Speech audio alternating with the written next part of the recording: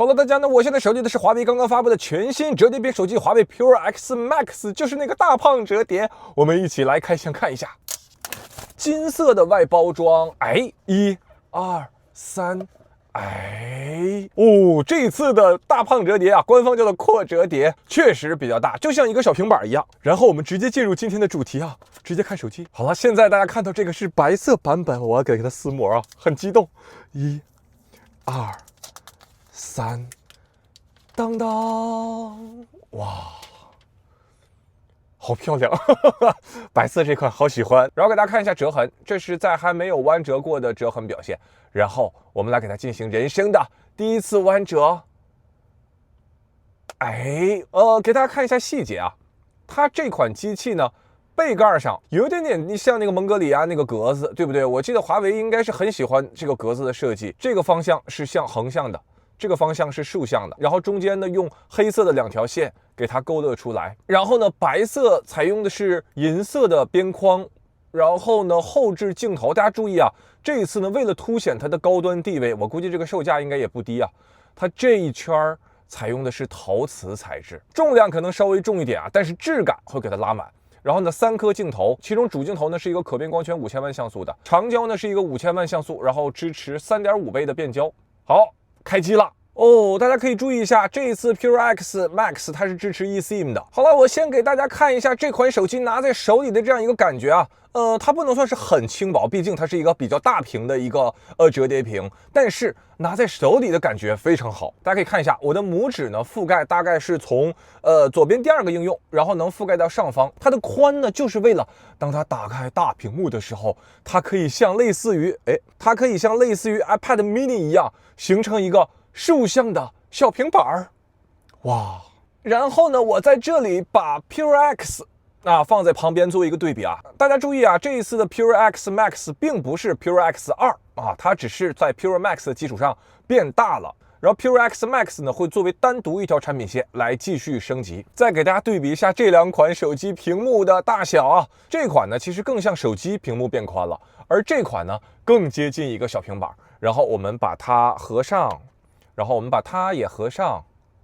这2款手机在外屏上最大的一个差别呢，就是 Pure X 它的外屏啊，实际上是一个正方形的屏幕，就是距离我们传统手机使用屏幕比例还是有些差距的。然后对于 Pure X 来说，它的镜头模组在你使用外屏的时候啊，它是正对着你的，而对于 Pure X Max 来说，它的镜头模组其实更符合我们传统拿着这个手机，镜头在后方，然后正面呢是一块大屏幕。然后呢，我们来对比一下这个屏幕整体的大小感觉。然后呢，我给大家介绍一下 Pure X Max 它的屏幕比例。外屏上来说呢，它是更接近13:9，比我们早些年传统的那种16:9的手机呢要稍微宽一点。然后当我们打开这块大屏的时候呢，它的这个屏幕比例呢更接近14:10这样一个比例，这个比例也和华为3折叠那个屏幕比例呢是完全相同的。所以比如说我们在看视频的时候，大家可以看一下，它呢黑边上下比例能控制的稍微比较窄一些，然后呢在看我们的传统4:3的照片的时候呢，两侧的黑边也能控制的比较窄一些。快速的以小红书为例，给大家展示一下这款手机在使用 App 时候的一些体验啊。大家可以看一下，现在小红书呢在外屏模式下可以显示3排，然后当我上下滑动的时候，底下那个底边栏就隐藏了，能看到吗？然后如果当我展开折叠屏的时候，从3排变成4排了。然后比如说这个时候我现在点开，这是竖屏看视频对吧？我现在打开屏幕，哇，怎么样？然后比如说我们点开这样一个照片，左边就是显示这个图片，然后右边呢显示文章和评论。如果我们竖向握持的话，然后你可以全屏去看照片，哇，这个还是挺震撼的，对不对？